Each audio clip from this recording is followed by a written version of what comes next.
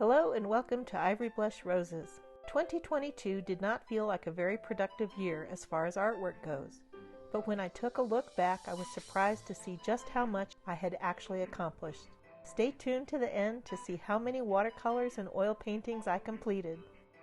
Let's start by taking a look at my journal. I use a large ruled moleskin that I keep in a cover. I start each month with a watercolor heading. When I finish one book, I move directly into the next one, and the theme changes. 2022's journal was covered in 3 different volumes. As the year changed, I usually do at least one page to commemorate that year. For January, I completed this watercolor in December, but I decided to continue doing watercolors on a theme of flowers in vases. For February, I broke the theme with this little bunny watercolor. It's an amalgamation of several different photographs. In March, I started a new journal, and I did a study from a Beatrix Potter painting that I love. It was perfect for starting the new journal off. I continued on the theme of flowers in pots in a vertical format for this journal. I had purchased a pot of primroses that bloomed from January through March. I placed it in a flower pot and painted it from life. In April, I went through my photos looking for inspiration. I found this lovely pot of flowers in the photos from my trip to France a few years ago. I've been learning to paint with gouache. It's an opaque watercolor, and I love the way it turned out. May's inspiration came from a photo I had taken at my old house. The iris is one that had been given to me by a cousin that originally came from my grandmother's garden. For June's entry, I went back to photos of my old garden and painted this scene of one of my favorite varieties of David Austin English roses called the Lady of Shalott. It's growing over my mother's iron cauldron filled with pansies and a bunny statue. In July, I painted a jar of flowers, helped by my sweet little Finn kitty. He loves to sit with me like this when I'm painting or at the computer. August is a month of wild sunflowers around here, and I had gathered a large bouquet of them and painted them from life. Poor September didn't get a watercolor, as I had been unwell and coping with some long COVID side effects that left me pretty debilitated for nearly a month. The aspen are at their peak of color in early October, and I've struggled to paint their vibrancy. I had success with this painting. I think it might be my favorite painting from the year. This finished out this journal, and in November I started the next journal. I chose a path theme for this one with a long, narrow format, about 2 inches by 7 inches. This was from a photo taken of my mother walking down a trail near Sedona, Arizona, just a few months before she passed away. For December, I used a photo I had taken on a frigid, frosty morning on my way home from work. It was a favorite set of old houses that I passed by, and I loved the way they looked in the frost and the snow. Sadly, they've since been knocked down and a gravel pit has taken over the land on which they resided, so I'm really glad to have captured this scene before it was lost. In mid-January, I decided to do a personal watercolor challenge where I hoped to paint every day. I even painted a header so that I could use on YouTube videos. I worked on 4x6 inch paper and taped off the outer ½ inch all the way around. For inspiration, I worked from the landscape photos on my laptop, from the oldest, and started to work my way forward. I was going to nursing school in Iowa when most of these were taken. This scene is from the walking path near my apartment. The reference for this one was from a wintry drive around the lake in the main park in town. I loved seeing the frosty fields on my way to and from clinicals in nearby towns. I loved these early morning drives and took lots of photos. Here's another scene from one of those drives. This was from a sunset on St. Patrick's Day. I was desperate for a break from studying and went for an evening drive. I was hoping to capture the sun flare that the camera picked up. This frozen creek scene is somewhere in rural Iowa, and it's funny, but I have no recollection of where this one was, but it sure was a lot of fun to paint. And then I slipped on the ice and broke 2 bones in my arm, and that slowed my watercolor challenge down, although I did manage to figure out how to paint one-handed. Some days were better than others. I loved the ribbon roads of Iowa, and especially how they reflected light when they were wet. Southwest Iowa is dotted with many small old farms. I took so many photos of them, so it was fun to paint this one. More ribbon roads as spring was coming on. Iowa can be impossibly green in the spring. I love the contrast with the black dirt in the spring morning. Little farm ponds dot the landscape. The perspective of this one was quite a challenge.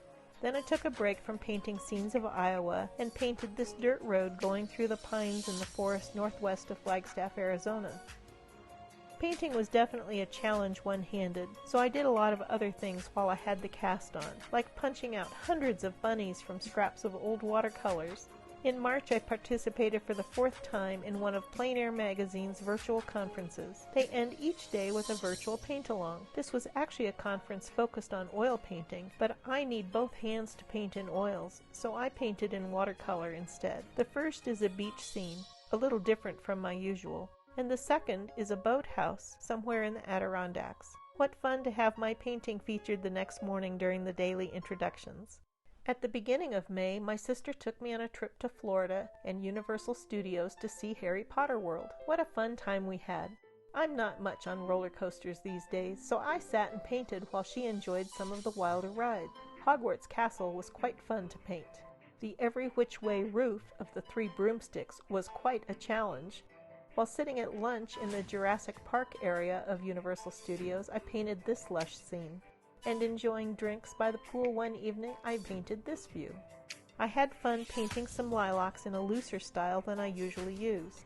I also had 2 painting commissions in 2022. The first one was underway when I broke my arm, but thankfully they were patient with me while I recovered. It's a bit bigger than I usually paint watercolors, but I'm pretty happy with how it turned out.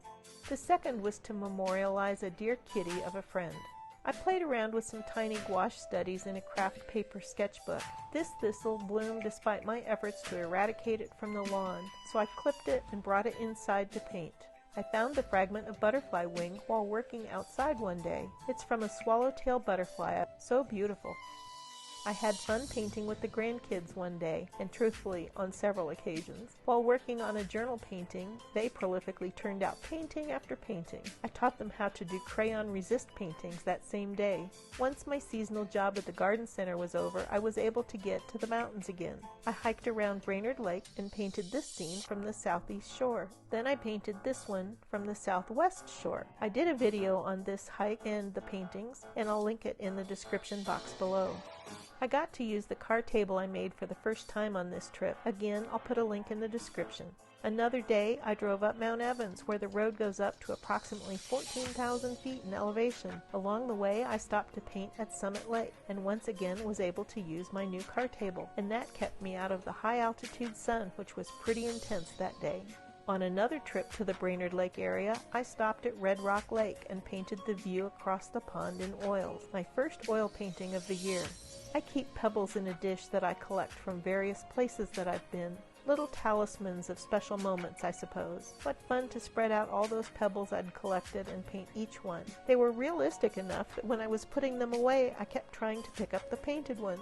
I had a couple of trips to Rocky Mountain National Park. I love the view of Long's Peak from the top of Trail Ridge Road, especially where the deep canyon intersects in between. On another trip, I drove up Old Fall River Road and painted from several locations. This changing tree captured my attention in previous years, but this year I finally stopped to paint it. I also stopped at a hidden corner. If you know where to stop, there's an old cabin sitting at the edge of a high mountain meadow. There's a picnic table there, and it was the perfect spot to try out my mini painting kit. This little sketchbook is the size of a business card, and the paint palette is even smaller. I also did a little made-up watercolor sketch on the first page of this tiny sketchbook. Driving down the western side of Trail Ridge Road to the Continental Divide, one comes upon this lovely spot, and I enjoyed painting it in my little sketchbook. On the same day, I drove down to my favorite spot along the Colorado River and painted there. 4 watercolors in one day.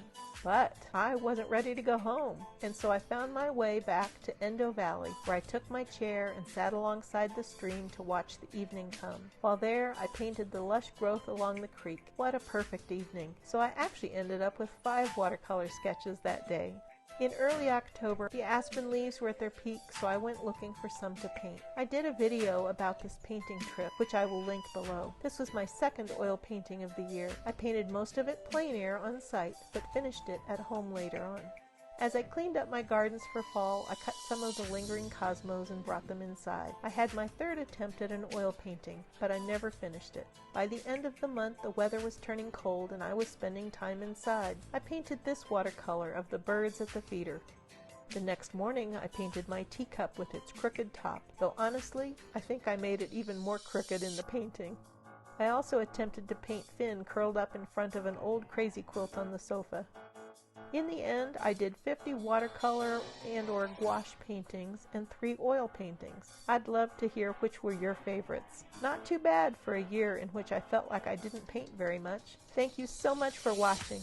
Have a beautiful day, and I'll see you in the next video.